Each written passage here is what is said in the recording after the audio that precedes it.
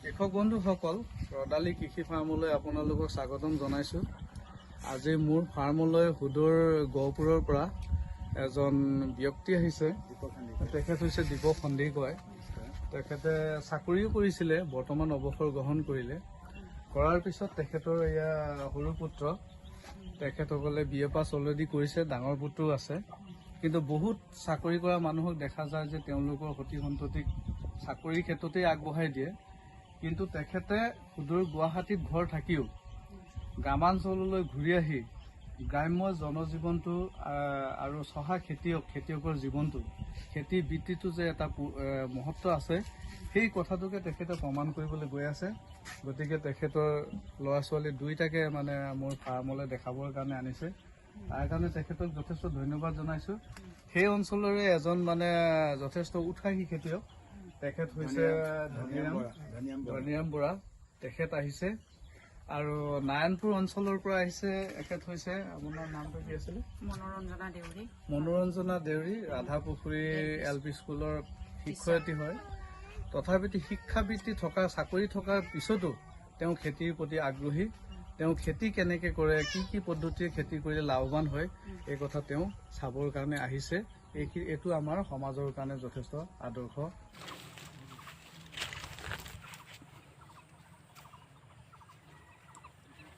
মাটি কিমান আছে? মাটি 25 বিঘা আছে গোটেই ফাৰ্ম এৰিয়াত। বনাই আছো লাহে লাহে। কিমান বনা, কেনেকুৱা লাগিছে? হয় হয়, তেখেতে কৈছো মই ভালে লাগিছে ন। তেখেতৰ হ'ল প্ৰথম খেতিয়ক হিচাপে আনিছে। হয়। আপোনাৰতো গোটেই হাৰ্টিকালচাৰ না? হাৰ্টিকালচাৰ খেতিখিনি কি ক'ব? হৰ্টিকালচাৰো হয়, আৰু হৰ্টিকালচাৰ বেছি হ'ব আপোনাৰ ফ্ৰুটছৰ গছে বেছি আছে নহয়, দেশী গছবিলাক। হয় হয়, নজৰিব। আমাৰ ইয়াত সেইটোৱে প্ৰব্লেম, পানী নৰখে। আৰু এটা প্ৰব্লেম গৰু। সেই তাত আছে।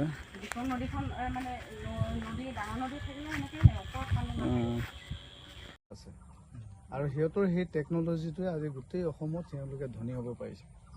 এতিয়া আমিবিলাকে কোনোবা এজনে জানিছোঁ কিন্তু কৈ দিয়া নাই। মই এতিয়া আমৰ ডালৰ কথাটো আপোনাক মই কৈ দিছোঁ, মই লোক ঢাক কৰা নাই। কিন্তু আমাৰ কৈ নিদিয়ে, যিটোৰ কাৰণে আগতে থকা কিছুমান যিখিনি ঔষধৰ কথা জানিছিলে, গাঁৱৰ ভাল ভাল মানুহ আছিলে, সেইখিনি ঔষধবোৰ লোকক নিদিয়ে, কৈ নিদিয়ে। এনেকে কওঁতে আমাৰ বহুত বস্তু পৌৰাণিক যিবিলাক চাইণ্টিফিক অথচ চাইণ্টিফিক, সেই বস্তুবোৰ দিনে দিনে হেৰাই গ'ল। গতিকে এই কথাবোৰ আমি আলোচনা কৰিব লাগে। ইজনে সিজনৰ লগত শ্বেয়াৰ কৰিলে আমি কমচে কম আমি জাতিটোতো থাকিব পাৰিম ন।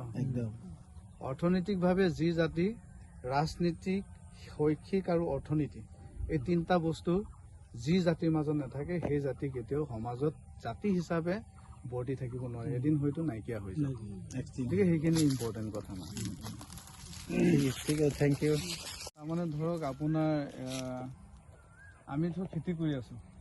খেতি কৰিবলৈ যাওঁতে প্ৰধান লক্ষ্যটো হৈছে কি, খেতিৰ পৰা আমি এতিয়া এইটো ডাল কাটি পেলাব লাগে, বা নেমু ডালেই হওক, গছৰ ডালেই হওক, আমি চুলি যেনেকৈ দীঘল হয়, আমি সময়ে সময়ে কাটিবলগীয়া হয়। এইটোতো মই কাটি পেলাই দিলে খৰিও নহ'ব, এনেই পেলনি যাব। এতিয়া ইয়াক মই কিবা মূল্যাংকন কৰিব পাৰোঁ নেকি, ইয়াত ভেলু এড কৰিব পাৰোঁ নেকি? যেতিয়া মই ডালটো ধৰিলোঁ, এইটো ডাল মই মিনিমাম 50 টকা পাম, 100 টকা 150 টকালৈকে মানুহ চাই মোৰ বিক্ৰী হ'ব। তাৰমানে মই মধুৰিত যিমান পইচা পালোঁ, এই পেলাবলগীয়া ডালটোত মই ভেলু এড কৰাৰ কাৰণে ইয়াৰ পৰা মোৰ আৰ্থিকভাৱে আৰু বেছি হ'ব। গতিকে এগ্ৰি ছেক্টৰটোত যাওঁতে আমি কৃষি, বাণিজ্য আৰু অৰ্থনীতি, আমাৰ উৎপাদনৰ লক্ষ্য আমি কেনেধৰণে তাক ব্যৱহাৰ কৰিম, তাৰ ওপৰতে অৰ্থনীতিটো নিৰ্ভৰ কৰে। গতিকে মই ইয়াত যদি 5,000 টকা নেমু বেছি পাওঁ, কিবা মধুৰি বেছি পাওঁ, তেতিয়াহ'লে ডালত মই আৰু 10,000 পাব পাৰোঁ। গতিকে ভেলু এড কৰিব লাগিব। সেইটোৱে হ'ল অলপ বৈজ্ঞানিক দৃষ্টিভংগীৰে খেতি কৰা পদ্ধতি। গতিকে আমাৰ থলুৱা মানুহবিলাকৰ হাতত এইবিলাক নাই। এইবিলাক চব বাহিৰৰ মূলৰ মানুহৰ হাতত, বিশেষকৈ বেংগলী সম্প্ৰদায়, মিয়া সম্প্ৰদায়ৰ মাজত এই গোটেই টেকন'লজি কেইটা আছে আৰু সিহঁতৰ সেই টেকন'লজিটোৱে আজি গোটেই অসমত তেওঁলোকে